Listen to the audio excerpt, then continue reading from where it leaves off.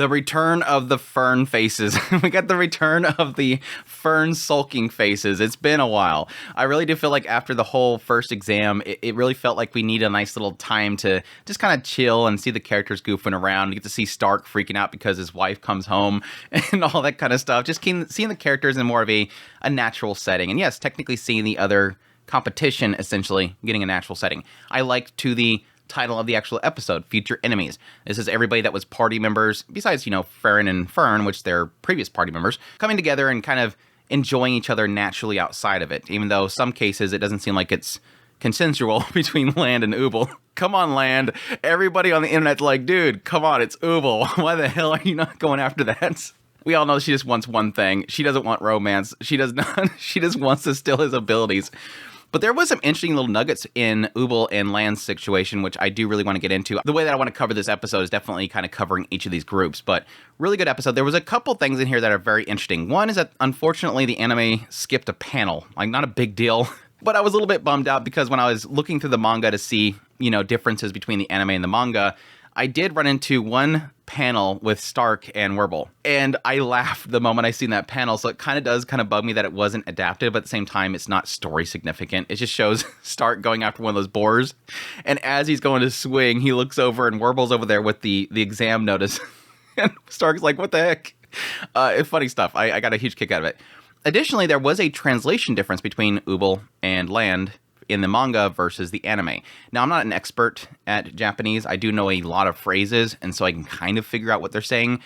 And the earlier part of what he says there sort of implies that he is talking in regards to her ability, which let's get into that right now. So yes, everybody gets done with the exam. Everybody's, parted ways and then come back together to all kind of chill together.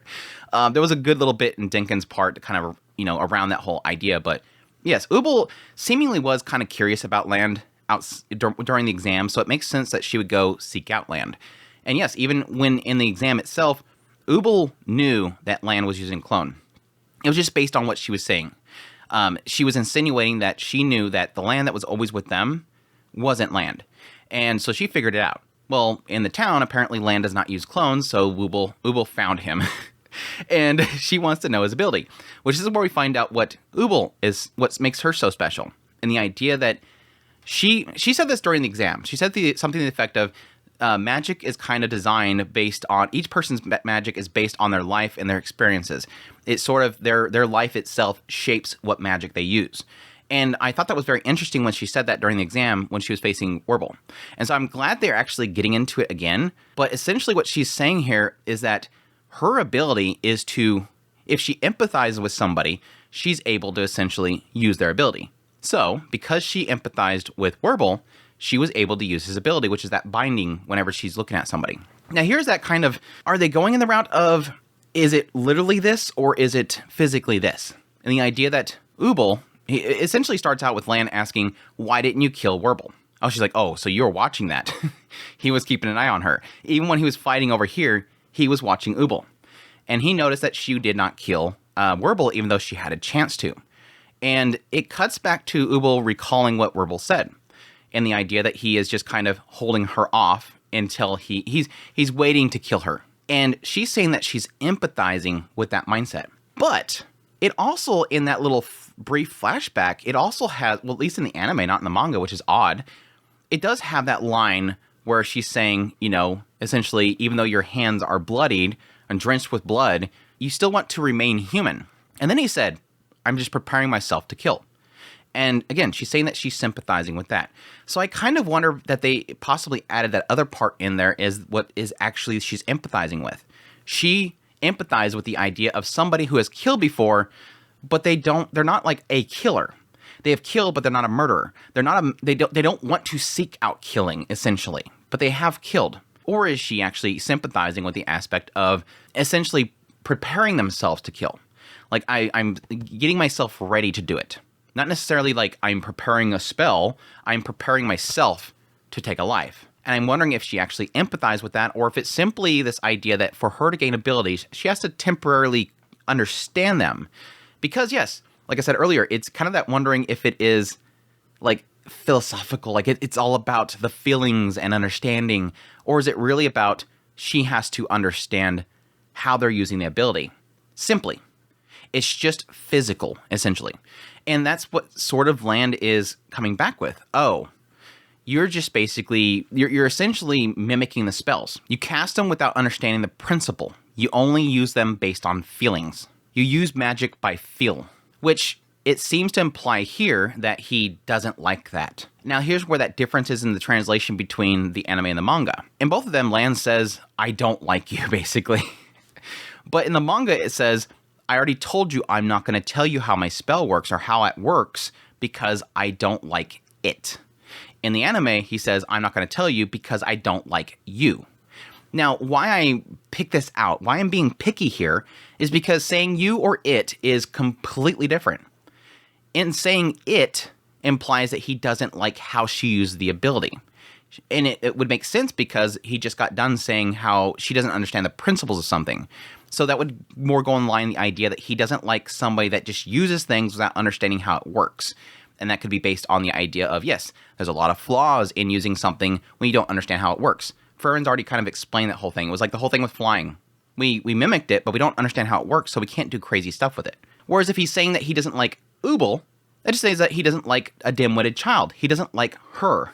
So, like I said, they technically can mean the same thing depending on how Land is actually thinking.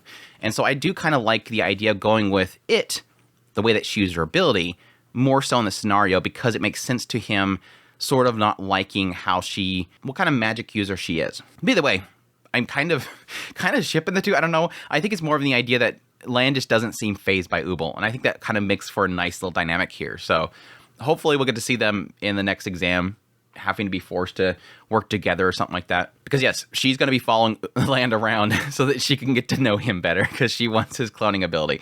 She does point out that his cloning ability is like perfect. Like he's making perfect clones, which is very interesting. And it would make sense why so many people kind of completely missed as to what he was doing there. But yes, Denken. Denken and Richter, and also Lawine, obviously. Apparently Grandpa Denken and granddaughter Lawine and Papa Richter. Let's just throw Richter in there. Opens up with Richter, yes, kind of fixing a lantern for an old lady. Apparently, he's known her for a while. She leaves behind some candies for him, says that it's his favorite. It does obviously imply that Richter has been there for a long time, if he knows this old lady. But yes, Denken comes by with his granddaughter, Lawine, and invites him to dinner. This is an interesting thing, because I think why Denken is here is because Denken sees something special in Richter. He went out of his way to go find Richter because he wants to talk to him about something, or at least wants to make a connection with him. He even tells Richter, "You're not really good with people, are you? If you're a mage, you probably want to know me." Like, again, he's this Imperial mage. He's obviously trying to make connection with Richter for something else. Again, we've already kind of implied this idea previously that Denken doesn't like this system, even though later on he implies that he wants to get first class so that he can go see the graves. I still don't think that's it, because again, he can pay a first class person to go with them. He's got money. He's an Imperial mage. But yeah, Lawine's just kind of going along with it. Richter's like, where did you get that food? Denken bought it for me. What is he, your grandfather? She's just like, whatever. I got free food. Denken's feeding me. I'm perfectly fine. I ain't getting worked up about this. But yeah, again, Richter's kind of doing exactly what Lawine technically brought up again this episode. And yes, technically Londa's brought it up in the previous episode. This idea that we're going to be enemies. Don't get chummy with each other. You might actually have to fight each other. But yeah, Denken ends up talking him into going to this one place that he hasn't been to in 50 years. And that's pretty much all we got with Denken. It seems like, again, Denken is trying to make some sort of connection with Richter. And Richter kind of just goes along with it. And again, Lawine the entire time. Denken tells Lawine, make sure to eat your vegetables. You're really like her grandfather. No, I also like the comment that Richter made, like, I gotta get some rest because some old man got me in a fist fight. I love that. Yes, we had Lawine and Kanne. That was great. We got that ship going on. I love that, like, everybody gets all into, like, these characters, and immediately the mangaka is like, yeah, I'm doing that on purpose. Here's some more. Let me feed you some more. Did you like Lawine and Kanne? Yeah, here you some more. Lawine showing up for a date to Kanne and completely dressed up because her brothers came home from the royal capital and they just completely dolled her up. Mama was in it as well. She's getting all into it. And then, yes, Kanne is like, well, Madame Lawine, may I escort you? Just rip the pigtails. I love it. I love their chemistry. They're so super cute together. But yeah, they eventually run into Fern and Frieren. Which, yes, Frieren, Fern, and Stark. There's a lot in this little segment. Yes, a lot of it is just going right back into the goofiness that is Fern. Her getting upset that Stark has been slouching around while she's gone. Wife is home, and she wants him to shape up. Gets mad at Frieren too. Starts pouting. So yes, Frieren decides to take them to a restaurant. And this is great because it kind of initially gives the impression that Frieren is trying to ease Fern. She is spending a lot of money at a very expensive restaurant that has apparently been around for a long time, at least 100 years at this point, or at least 50 years based on Denken's experience. But yeah, it wanted to come by here. But it was seemingly more about Frieren to figure out if this restaurant ever changed. And it's great because it gives such a positive nature to Frieren. Like, she was very positive this entire episode. Like, it's a much more positive Frieren than we typically get. But more so, the idea here was that Frieren once came here with Himmel, and Himmel and Frieren kind of were pushing upon the chef, things are going to change. The chef's like, no, we're going to keep it in our generations. And then Frieren's like, no, every chef says that. She's lived for a long time. She has experienced a lot of restaurants that over time changes. Nothing stays the same. And so there was like a little bit in there that she was kind of implying that she kind of wanted something that would actually stay the same. And to Himmel, he wanted his reward for helping fight this guy's his blade. He literally says, that's what I want for my reward. I want you to keep this place the same. And it's really sweet because it is just, yes, he's obviously doing it for Fern. He wants something to stay the same. And it sort of goes to credit to the other kind of story they tell about Himmel and the party and Frieren in this episode, and the idea that Himmel's talking about leaving something behind for others to remember. So it could technically be connecting those two stories as well, which, yes, we've kind of hit on several times at this point that Himmel wanted to be remembered. That's why he's a hero. He wanted people to remember him. What's the best way of doing that? Do something good for somebody. Even if it's a small amount, do something to help somebody, and that'll leave an impression on them, and they'll be remembered. But yes, it kind of goes the idea of wanting this recipe to stick around as well, which again, Frieren's like, yeah, ain't gonna happen. He's like, no, we're gonna do it. We're gonna keep this recipe around. And then sure enough, Frieren's like, yep, it changed. I don't know. There was a side of me that was kind of like, yeah, it would be cool if that actually did keep the same. But I like it because it sort of gives a different viewpoint on the situation. The idea that change is good. Now, I don't know how that's going to apply to Frieren. Maybe it's something that'll come up again later on. But this is kind of one of those brief moments where Frieren seems to have liked the idea that something changed.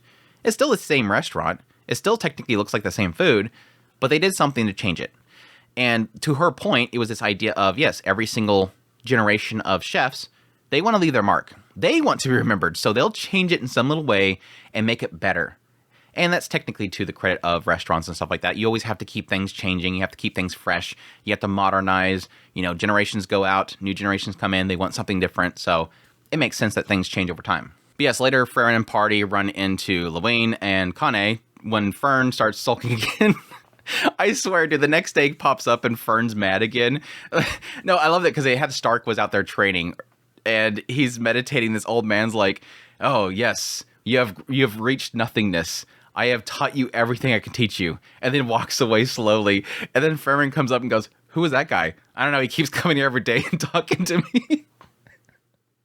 Because I thought the same thing. Who's this dude? Wait, Stark like found somebody to train him when he was there? I kind of assumed that Stark was, doing some training on the side while Fern and Frieren were doing their exam. But no, he's been latching out around all day. It's just this guy showed up out of nowhere and started talking to him. This poor lonely old man. But no, Fern's mad again. Frieren wants Stark to mediate for them, and he's like, hell no. She's scary. Why? I don't want to do this. This is scary. But yes, I think Fern was being pouty because she just wanted more snacks. Fern has figured out at this point that if she just pouts, she will get free snacks. So Frieren and Stark need to stop this now. You're creating a habit. Every time Fern wants to eat sweets, she's going to force you into it by pouting. That's not good. Yeah, Stark's like, my gosh, she's like so troublesome. But yes, they run into Lawine and Kanne, and Lawine and Kanne is really thanking Frieren for helping them out. Eventually, Wirbel shows up, steals Stark away. Like, you look like a great warrior. Come, we need a frontliner so that we could do this quest. Come on with us. It was interesting because Fern kind of points out that it sort of means the same thing. The manga was a little bit more specific in the idea that she felt no hostility from him. Like, she was sensing something out of him. And they were kind of pointing that idea that, yes, a lot of people can kind of flip that switch. In combat, in that exam, Wirbel was like this bloodthirsty, crafty killer. But in this town, he's like just a chill dude. He's like just kind of throws his arm around Stark. And he's like, yeah, buddy, come on, help us out. We need your help, man. You look like you're super strong.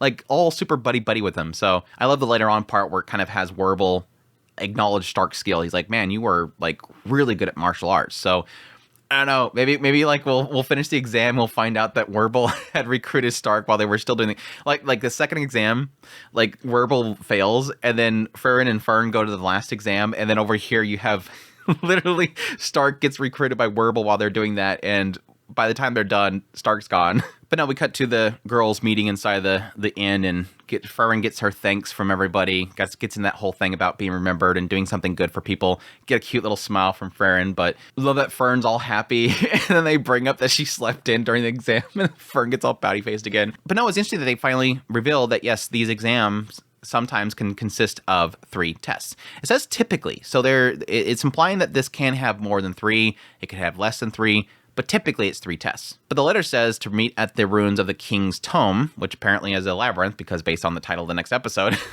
But as alluded to before, Sense is going to be the examiner in charge. And this seems to be something that catches Lawine's interest very quickly. Man, and we got to the second test. That sucks. Our luck has run out. I was like, oh, that's not good. That's not a good thing to say. No, it seems that every time she has ran 4 total tests, and in every single one of them, not a single person has passed it. Looks like it's time for a first. It's like, oh, that's it. When I read that, I'm like, well, that means it's going to be pretty brutal, but that also means that it's going to be the first time that somebody passes one of her tests, because ain't no way in hell they're going to have Frieren and Fern and all them lose, but I don't know, we'll see. And now here's the question mark. And now let's get the other scene here as well. We have that little shot with Sense and Gano. And he says, man, put together a pretty dreadful test. And she says, I'm a pacifist, unlike you. Now, what I assume that she means by this statement is because she criticized Gano before. Says that the way that he set it up and everything, they're just going to fight each other. It's pretty mean because the birds are, not going to be anywhere near them because they sense men and all that kind of stuff. She just felt the way that he did it was kind of, just didn't seem very fair and whatnot. And she specifically pointed out that he's getting a lot of mages killed. Now that's very interesting because you assume there's going to be some sort of threat in this labyrinth. But I guess what she means by I'm a pacifist unlike you is that she probably designed the actual exam to not include fighting amongst themselves. Because the assumption here is that a lot of mages, they killed each other. So was the birds there as well, but the mages were killing each other. And yes, technically the way that it was designed, it was forcing people to fight each other if they couldn't find a bird, or they found somebody else with a bird, or they didn't have an ability to capture the bird. Whereas her, I think because she's a pacifist, she is probably going to design it in the way that nobody's going to be fighting each other. So yes, that technically goes against what this title of this episode is, and the idea that let's not talk to each other because, we're going to be enemies soon. I wonder if Denken knew that. I wonder if he was going to Richter because he knew the next event was going to be by Sense and that she was going to be pacifist and that they wouldn't be competing against each other. And so in order to get past this next exam, they're going to have to get to know each other. I kind of wondered that, but I don't know. I'm kind of assuming they're going to mix things up. Like, we're probably going to have different characters kind of have to work side by side just to kind of mix things up. Still, all very interesting. Definitely excited to see the next exam and see what Sense has ready for them all and what's going to be so difficult that nobody has ever passed their tests. I will say that I'm very surprised that Serie did not come to see Frieren during this. I assume that the moment that this first exam was going to be done, Serie was going to be like, oh, Frieren's here, got to go see her. But again, I could have been wrong. It could be that this is not all designed for Serie to find Frieren. It could just simply be that's what they're doing, and oh, Frieren showed up.